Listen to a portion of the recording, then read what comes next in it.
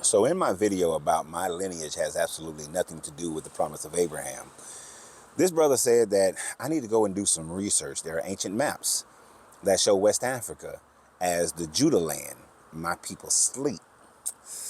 Before I teach this brother how incorrect he is, let me go ahead and let you guys see the rest of the conversations and knock out a few things pertaining to that conversation. Now I asked him, what map are you actually speaking of? Because I didn't want to go out on a limb and assume that he was talking about the 1747 map, but I just knew he was going to mention the 1747 map. So he answered the question and said the 1747 map, and that we both have access to the internet.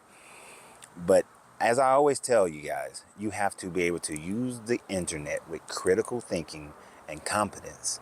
Because if you don't, you will end up making comments like this, where you believe that the tribe of Judah somehow migrated when they were expelled from the Middle East or expelled from Rome, that they made their way to West Africa and established the land of Judah, the Judah land. Now, one of the things I found very interesting in having this conversation is that the pro-African Hebrew Israelite community love to say things like Esau, who is the progenitor of the Edomites, according to them, will go to the ends of the earth and conquer the ends of the earth, and that they are the Caucasians, and that they are evil, and they are liars, and we shouldn't take their information. Yet, when he proposes the 1747 map, he is taking the Edomite information to justify his claim. So when a narrative fits you, you're going to justify their claim. So when we look at this map, up there where Benin is, it says, oh wait, my bad. This is the wrong map. Because this map doesn't say that it's the kingdom of Judah. This map says that it's Negro land and Lower Ethiopia, and then New Guinea land. It shows Benin, but it doesn't show the kingdom of Judah. Wait a minute, because this European must be wrong, right? Okay, but here we go. This European is right. This European has the kingdom of Judah or Wuda. So this European must be. And for a cleaner look at this map, this European must be correct, because he's saying it's the kingdom of Judah or Wuda. No, this European says the kingdom of Frida. So this European can't be right either. So let's go back to the right. There's the right European. And all these maps were made in 1747, each one claiming to be the correct map of Africa, each one determining what the names of those African people were. Now, what is the real name and what is the real information? Now, the kingdom of Wuda or Wuda was a kingdom that wasn't even established until the 1500s. Early 1500s is when this kingdom was established. Now, that kingdom did not exist in that name prior to that. Then this kingdom was then conquered by the Dahomey, which becomes the Benin people. And the Dahomey sold many of these people into slavery. Those people were Yoruba.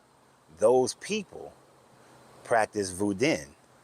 Those people were not from the tribe of Israel, because those people did not even exist in that name until the 1500s. And the name Wuda doesn't mean Judah or has anything to do. As we can see here, the name Wuda is an anglicized form of Wuda. And the Wuda is a language for the Gebi language. I might be saying that wrong, for the people of Benin.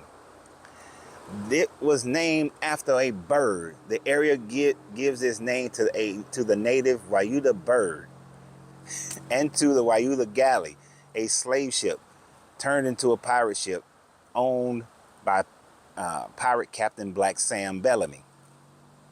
Its wreck has been explored in Massachusetts. So, my friend, you made the statement that you're Yoruba, and because you're Yoruba, that all of a sudden makes you a subject matter expert on that area? How many people live in America and don't know American history? How many people live in Atlanta and don't know Atlanta history? How many people live here in Wilmington, North Carolina and don't know Wilmington history? I'm always amazed that when Angelina and I are going to historical sites or finding out historical things, that people who have been here for generations do not know their own history. So you claiming that you are Yoruba has zero indication on your intelligence concerning what the history of a place is.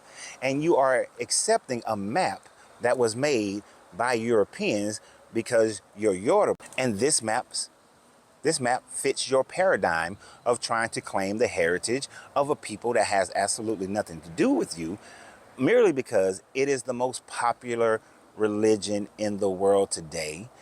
But it is also not a religion that the overwhelming majority of the people in the world follow. So stop claiming to be something that doesn't have anything to do with you. Be proud of your history. I don't know if you're in Benin, in Africa, or if you're in America. I have no idea right now.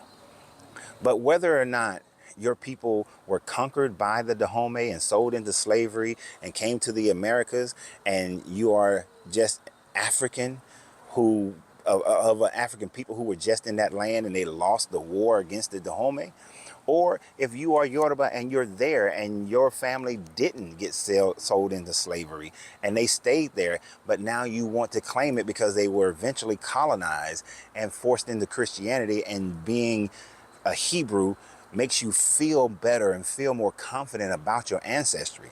You don't need all of that. You can find the silver lining in the fact that your ancestors, whether in Africa or in America, survived one of the most tumultuous time frames in history and still came out unscathed to the point where we're still in existence. Now, do we have mental issues? Do we have emotional issues? Are we still fighting struggles of racism and classism in both Africa and America? Yes. Did your ancestors show that you are strong enough, that you can make it through this, and that you can provide a better situation for your current life, for your next generation and the next generation? Yes, they demonstrated that completely, demonstrated that they have that ability. I have an ancestor on my maternal grandmother's side, and they got married during slavery in and around 18 they got married around 1850, and they got married as slaves. And then after slavery ended, after the Civil War, they survived and they still had their children. They had 15 children. And from those 15 children, one of them, a son, Arnie, married Mary. No, who did Oni marry? Yeah, Oni married Mary, and then which my mother is named after. And then Oni had a daughter, and her name was Isabel. And Isabel married my grandfather, and my grandfather and my grandmother had my mother, and she had me. And I look at the history that my family went through from Arnold Shackelford all the way to Lorenzo Reed, and I honor what they went through slavery, what they went through the Civil War, what they went through Jim Crow, because this is all in Carrollton, Georgia for the most part. What they went through Jim Crow, and then what they went through in moving to Atlanta, and my grandfather looking to provide a better life for his generations, and what my mother did to provide a better life for me, and what I do to provide a better life for my children. I have no shame in what my ancestors went through. I look at their triumph. And maybe you should look at the triumph of what your ancestors went through in Africa, what my ancestors went through in Africa, and how they survived, and how they still made sure that this family line stayed together and kept growing and kept being here and kept on fighting. And as we still keep fighting for our equality, focus on that instead of trying to find some bullshit group of people that has nothing to do with you and attaching yourself to that so that you can feel some space god is on your side. So always remember, you have to free yourself to be yourself, because your greatness is non-negotiable. Good journey, good vibration.